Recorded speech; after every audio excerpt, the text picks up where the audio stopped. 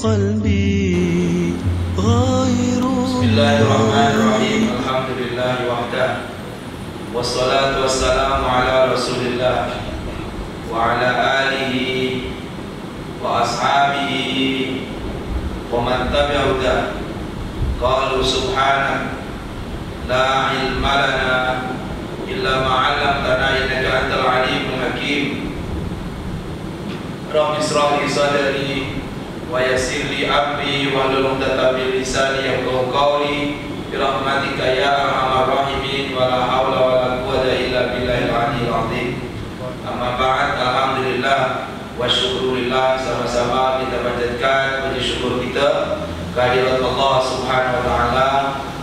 Pada malam hari ini kita dapatlah teruskan majlis yang kita, mudah-mudahan diberkati oleh Allah Subhanahu wa taala insyaallah, amin ya rabbal alamin. Baik, kita sambung pelajaran kita muka surat 258. Di antara kelebihan membaca Al-Quran, di mana kita telah maklum bahwa Al-Quran bacanya saja dihukumkan ibadah, ya? Bacanya saja dihukumkan ibadah. Maka banyak kelebihan-kelebihan bagi mereka yang mau membaca Al-Quran, sebab Al-Quran adalah wahyu dari Allah Subhanahu wa taala yang telah ditinggalkan oleh Rasulullah sebagai panduan bagi kita, ya. Baik, di antara kelebihan baca Al-Quran yang nomor 8, membaca Al-Quran sebelum tidur akan mendapatkan kawalan malaikat, ya. Siapa yang baca Al-Quran, khususnya surah ayat kursi, kemudian surah Ikhlas yang 3 kul itu, Qul huwallahu ahad, Qul a'udzu birabbil falaq, Qul a'udzu birabbin nas, dan juga akhir daripada surah Baqarah, hanya ayat-ayat tertentu lah. Maka insyaallah kita senantiasa dalam jagaan malaikat. Malaikat rahmah senantiasa akan menemani kita. Maka itu insyaallah kalau sebelum tidur kita baca-baca ayat-ayat seperti ini, ayat-ayat Al-Quran, ya, insyaallah waktu kita tidur kita akan mimpi yang indah-indah, dan kita walaupun tidur sekejap akan terasa lama, ya, merasakan satu ketenangan. Kadang-kadang kita ini tidur dan macam-macam yang datang, mimpi-mimpi yang menyeramkan, mimpi yang memenatkan. Maka insyaallah apabila kita sebelum tidur membaca ayat-ayat suci Al-Quran seperti apa yang diterangkan tadi, insyaallah mimpinya bagus, sebab kita senantiasa dalam jagaan malaikat. Kalaulah kita baca Al-Quran, otomatis kita tidur dalam keadaan bersih, kita dalam keadaan berwudu. Walaupun sebenarnya tak betul-betul baca Al-Quran, nak tidur baca Al-Quran, ataupun baca surah tadilah, baca surah-surah tertentu tadi itu, insyaallah kita senantiasa dalam jagaan malaikat. Baik, kemudian pembaca akan dimasukkan ke dalam golongan siddiqin, syuhada dan sholihin. Orang-orang yang suka membaca Al-Quran akan dimasukkan oleh Allah ke dalam golongannya siddiqin, syuhada dan sholihin. Ini yang kita nak, sebagaimana permintaan kita, ihdinas siratal mustaqim, tunjukkanlah kami ke jalan yang lurus. Jalan yang lurus itu apa? Syariat yang telah dibawa oleh Rasulullah SAW, dan itulah semuanya itu terkandung, termaktub dalam Al-Quran. Maka dikatakan zalikal kitab la raiba fi. Dalam ayat Al-Quran ini, Quran ini tak ada kemamangan, tak ada keraguan-raguan, memang dah lurus. Siapa yang menjadikan Al-Quran sebagai panduannya, memang luruslah perjalanannya. Maka kalau perjalanannya lurus, maka nanti apabila kita meninggal dunia akan dikumpulkanlah, dimasukkanlah, ya, ke dalam golongannya siddiqin, syuhada dan sholihin. Kalau golongannya para rasul, taklah kita kita tak sampai golongan para rasul. Para siddiqin insya Allah orang yang benar-benar keyakinannya kepada Allah Subhanahu wa Ta'ala, ya. Para syuhada orang yang mati syahid, sholihin orang-orang yang baik, orang yang baik perjalanannya kepada Allah Subhanahu wa Ta'ala, orang yang rajin ibadah, orang yang baik akhlaknya, dan lain sebagainya. Maka insya Allah kalau kita membaca Al-Quran, tapi bukan setakat membaca, kita renungilah apa isi kandungannya, dan kemudian usaha mana yang terdaya untuk melaksanakan ajarannya. Baik. Kemudian membaca Al-Quran secara kumpulan akan diampunkan dosa mereka. Nah ini biasanya kita ada tilawaton kan, kita dijemput tilawaton. Biasanya apa yang kita lakukan kemarin waktu Ramadan malam 25 kita buat al-khidmah, buat tilawaton, baca Quran rame-rame kat sini malam 25. Mana yang termampu setengah juzuk misalkan, maka dikatakan ini keutamaan membaca Al-Quran secara kumpulan, ya, secara kumpulan. Maka ada banyak masjid-masjid melaksanakan tilawaton. Biasanya satu kumpulan baca satu juzuk, satu kumpulan satu juzuk. Seperti nanti yang dilaksanakan oleh Masjid An-Nahdhah kalau tak silap 9 Februari tak silap itulah. Nah itu diantara keutamaan. Yakni kita buat lingkaran membaca Al-Quran, ya. Apalagi bacanya di masjid. Majtama'a qaumun fi buyutin min buyutillah, tak akan kumpul kaum di antara rumah-rumah Allah kemudian tadarus Al-Quran, membaca Al-Quran beramai-ramai, illa nazalat alaihimus sakinah, Allah akan turunkan ketenangan, Allah akan turunkan pengampunan, maghfirah, Allah akan turunkan rahmat. Ini di antara keutamaan-keutamaan membaca Al-Quran. Baik, kemudian mendapat cahaya di bumi dan menjadi sebutan oleh malaikat di langit. Maksudnya mendapat cahaya ini macam mana? Mendapat petunjuk lah. Orang yang baca Al-Quran, yang direnungi maknanya, kemudian dilaksanakannya, berarti orang itu mendapatkan petunjuk, ya, mendapatkan cahaya. Kalau setakat cahaya lampu, tapi kalau tak dapat petunjuk dari Allah, tak ada makna lah, kan gitu. Jadi membaca, mendapat cahaya di bumi berarti mendapat petunjuk dari Allah dan menjadi sebutan oleh malaikat di langit, ya. Sebab apabila kita baca Al-Quran, kita pun berzikir kepada Allah Subhanahu wa Ta'ala. Apabila kita berzikir kepada Allah, ya, Allah akan suka, Allah akan bangga kepada kita. Kemudian Allah sebutkan kita di kalangan para malaikat. Maka malaikat menyebut-nyebutlah orang yang berzikir tadi, orang yang baca Al-Quran. Sebab hakikatnya Al-Quran pun berzikir, ya. Membaca Al-Quran adalah mengingati Allah Subhanahu wa Ta'ala. Maka itu Allah akan berbangga dan akan menyebut nama-namanya di depan para malaikat. Begitulah yang dijanjikan oleh Allah Subhanahu wa Ta'ala. Jika dibaca di dalam rumah akan memberi cahaya kepada rumah itu. Nah, itulah yang dijanjikan oleh Rasulullah SAW. Nawwiru buyutakum, sinarilah rumah kamu dengan sholat, dengan membaca Al-Quran. Bukan sinari rumah kamu dengan apa namanya, dengan ini elektrik lampu yang terang, bukan.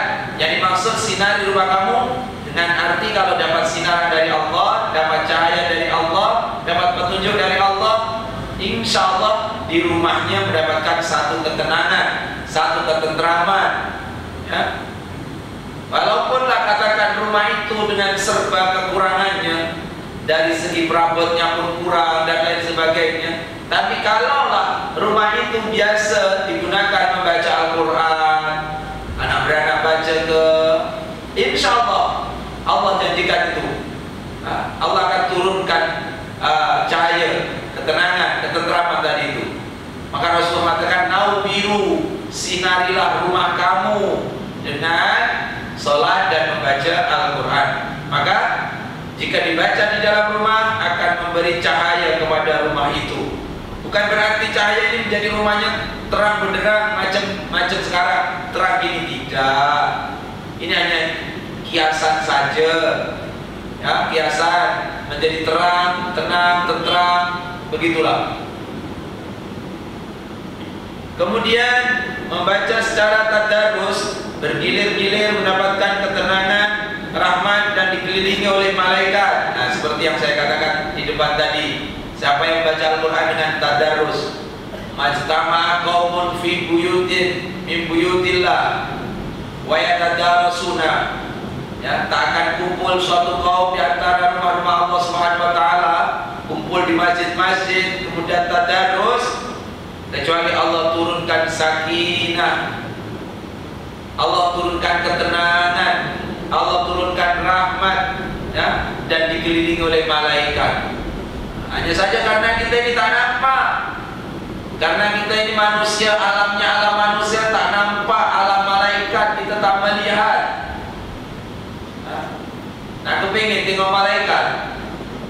Kalaulah tengok malaikat bentuk aslinya, takut, tinggi, ya, kakinya di bumi, kemudian kepalanya ke atas langit. Macam mana agaknya besarnya? Kecuali kalau malaikat itu berubah seperti manusia, seperti malaikat Jibril saat bertemu Rasulullah waktu di Gua Hira memberikan wahyu yang pertama, atau malaikat Jibril datang pada Siti Maria memberikan kabar akan kelahirannya Nabi Isa. Nah, itu malaikat Jibril berubah seperti manusia. Begitulah diantara kehebatan malaikat dapat berubah. Baik. Jadi tadarus itu keuntungan tadarus, ya. Tadarus berarti baca bergantian, bergilir-gilir, satu muka surah ganti satu muka surah. Kalau diadakan tilawatan macam gini pun bagus juga, 1 jam 1 juzuk. Jadi kalau satu kumpulan itu 5 orang, berarti macam mana caranya? Kalau satu kumpulan 5 orang, berarti baca satu muka surah pas kepada yang lain, pas kepada yang lain, terus pas, keliling aja. Nanti setiap orang baca 4 muka surah. Agak-agak 1 jam cukup? Mungkin tak cukup, ya, tak cukup. Itu pun bagus dengan cara begitu. Atau dengan cara yang biasanya dilakukan oleh kiai saya, itu beliau mengatakan apabila baca aja, ya, bukan tadarus, tapi baca sendiri-sendiri. Itu yang kita lakukan apabila malam Ramadan, begitulah, menghatamkan Al-Quran, di antara kita membaca 1 juzuk 1 juzuk. Kalau tadarus seperti tadi itu 1 juzuk 5 orang atau 1 juzuk 6 orang. Nah, semuanya ada kelebihan masing-masing, ya. Kalau tadarus, kalau salah boleh diingatkan, ya, dan diingatkan. Berarti ketua kumpulan dia akan yang ketua kumpulannya mesti harus tahulah hukum tajwid dan lain sebagainya, sehingga panjang pendek diingatkan. Baik, kemudian di antara kelebihannya lagi adalah dikatakan pembaca yang mahir dan baik diutamakan menjadi imam sholat, ya. Kalaulah kita terdapat ramai orang yang pandai, satu pandai Quran, satu pandai fiqh, satu pandai tauhid, maka siapa yang akan didahulukan untuk menjadi imam? Ini kalau semua imamnya itu lillahi ta'ala, lillahi ta'ala, dengan arti imam yang bukan imam gaji. Kalau imam gaji, imam yang sudah digaji itulah yang berat jadi imam, sebab itu memang dia tugasnya. Tapi katakan kalau volunteer semua, yang satu ini pandai tauhid, yang satu pandai fiqh, yang satu pandai Al-Quran, maka yang diutamakan adalah aqra'ukum, yang paling pandai bacaannya, yang paling baik bacaannya di antara kalian. Sebab kebanyakan kalau menjadi imam, apalagi imam malam, bacaan Fatihahnya betul-betul didengar oleh jamaah dan lain sebagainya. Maka dikatakan pembaca yang mahir dan baik diutamakan menjadi imam sholat. Jadi yang paling akro, yang paling baik bacaan Al-Qur'annya yang diutamakan. Baik, kemudian seutama-utama manusia ialah yang mempelajari, mengajar dan menghayati ajaran Al-Qur'an. Khairukum man ta'allama Al-Qur'an wa 'allama. Yang paling baik di antara kita, kata Rasulullah, yang paling baik di antara kalian, yang paling baik di antara manusia adalah mereka yang mau mempelajari Al-Quran. Pelajari Al-Quran, belajar Al-Quran.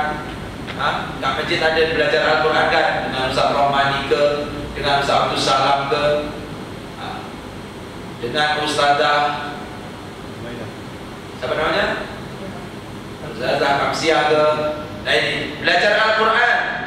Kemudian kalau sudah belajar, kalau pandai, kemudian mengajarnya.